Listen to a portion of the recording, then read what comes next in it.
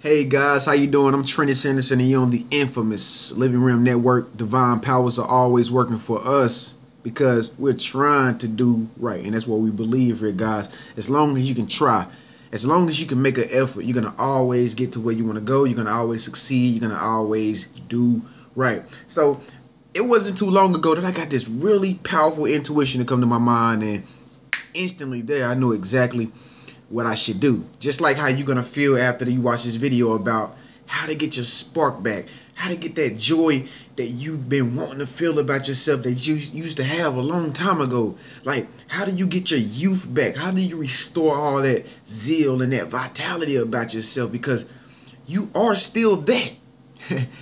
I like to think about a baby, and you know how we were when we were kids and we were babies and stuff, how we used to just run around and just be happy.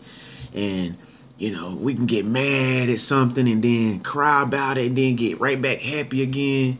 You know, and then as we grew up and became teenagers and stuff, we were still doing the same things, you know, that we were when we were babies. You know, we didn't know, little did we know, but our parents could see it because they the ones that raised us.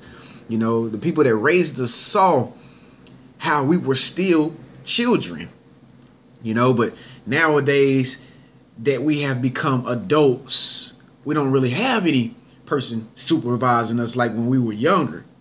But if there could be somebody to actually supervise an adult, which in some cases there are, because I still get some, I'm not going to say who supervises me or anything but like that. But anyway, if we were still in the phases of our life where somebody was supervising us as adults, that were much more mature than us, much more older than us, they will say the same thing to us. They will say, you know what? You're still a child. You're still a child. And that is absolutely true. You will never, ever grow old, as the world say.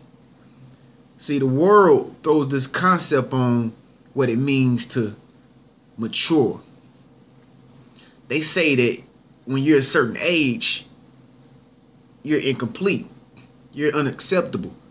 You've died out. You are dying out. Don't you know you can be 99 years old and just as active as somebody that's 23?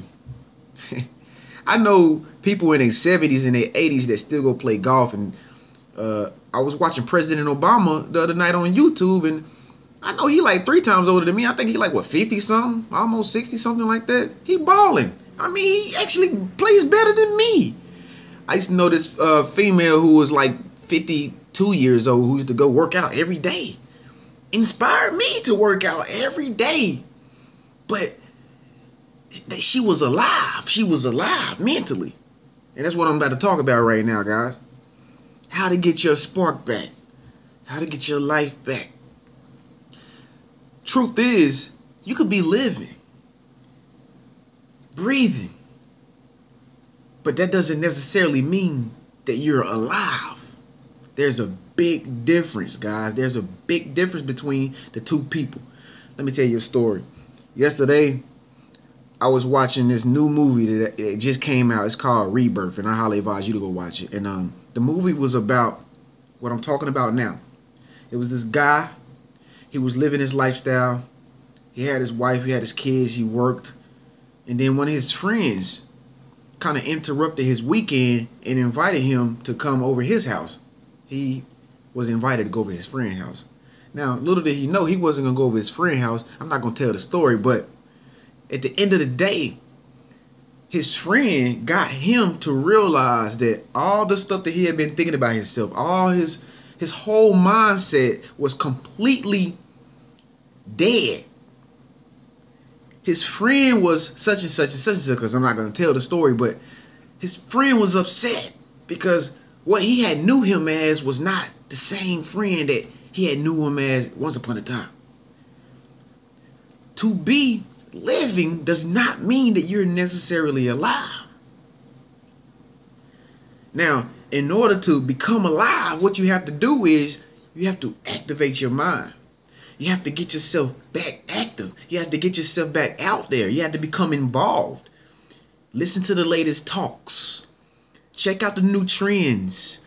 If you know you're not good with computers, you don't like computers, try it anyway. If you know for a fact, which yes is a fact, that everybody are using computers nowadays, you should try to use a computer. As a matter of fact, that's what our government uses in order to keep tabs on most people. We got social security numbers, we got driver's license numbers, you get social security, 401k, all this stuff is calculated through computers. So it is absolutely a God-given thing for us to have technology. Otherwise, you wouldn't be able to live the life that you're living right now, because there wouldn't be a computer that exists to actually help you do that. So it's a God thing that we have new things. So any new thing that starts to, come into the world that you know that everybody else taking part in, you take part in it too. You be a part of it too. One thing I said to myself, I said, you know what? I'm not going to be the type of person who grows old but forgets everything that's happening that's new.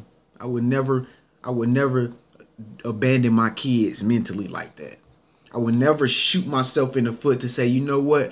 I'm too good and I'm too grown and I got it going on to stoop down to that level, or to go and see what type of information everybody's focused on nowadays. I am too in my lane. I have to keep my lane paved properly, and I'm not gonna go over here and see what these people are doing, with this new bridge that they're building. I don't care. I don't care about what my neighbors are doing. I'm worried about what I'm doing.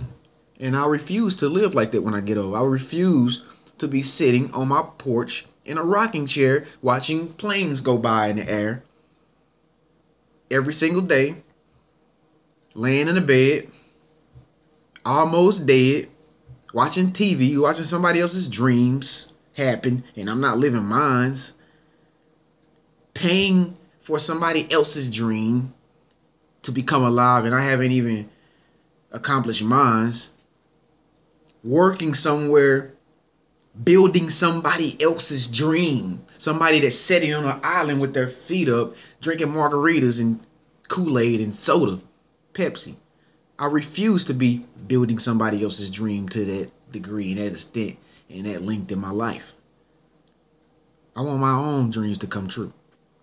I was watching this other show yesterday, and I'm gonna end it off with this because I ain't gonna keep you too long, guys, but make sure you subscribe after.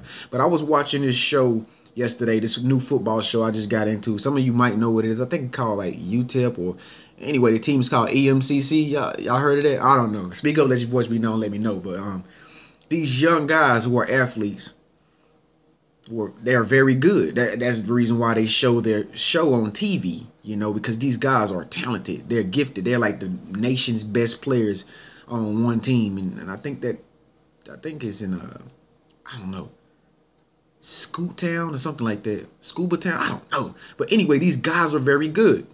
And so along the show, they got into the backgrounds of these football players' life. And these football players were my age. They're like 23, 21, and they're soon to go to college, and stuff like that. Right now, they playing like this high school football. And I don't know, they might not be 21. They're probably 18 or 17. Anyway, but they are soon to go to college and stuff and be, recruited and stuff like that. And they're very good. They're the nation's best football players. And so on the show, they dug into some of the guys' background lives. And, man, some of these guys had some hard lives coming up, which explains why they're so good and why they take so much pride and passion into playing their sport. Some of these guys don't even have parents. Some of these guys grew up, in drug-infested environments. I know one of the guys on there, he had grew up and became such a mature football player, and but he was telling about his life and how he dealt with his dad. His dad was never really there for him. His dad done all this gang banging and stuff and all this and that, and was not really there to take care of his son, and that's just the reality of some people's lives. But make a long story short, it really touched me to see that, especially the guy who didn't even have parents growing up, to see why he was so good. I actually got the revelation in a show, in a segment, to understand why this guy is so good, because he had actually seen the truth of his life. See, that's the problem for us to, why a lot of people don't become alive like they're supposed to, and they just living and doing this everyday habitual habit thing. The problem is because there's nothing there to knock us on our bottom. You know, it's too easy.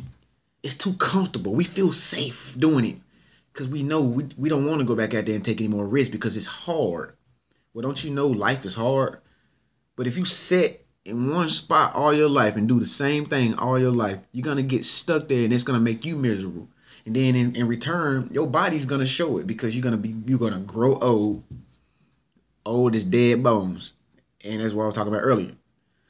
So if you can keep your mind active, you can keep your mind stimulated all the time, whether it's working out, exercising, teaching, cooking, playing with the dog, playing with the cat, going out with the friends, staying active, staying vital, reading books, being on the computer, take typing classes, take yoga, karate classes. Always keep your mind active on doing new things, having new concepts, going on vacations. If you can do that regularly and build that into the personality that you are, you will be free. Your mind will be active. You will be, oh man, I can't explain it, guys. It is as it is. You know, you will not be the person that you are now if you are a person who's lost their spark, guys. This is how you get your spark back. I hope this resonated with you. I know I was a little overboard. I'll never make videos this long, but I thank you so much for staying tuned in, guys. But now you know the steps and the ways to get your spark back. All right.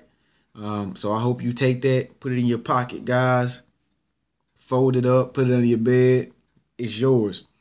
I'm Trent Sanderson. This is the infamous Living Rim Network. See you in a minute.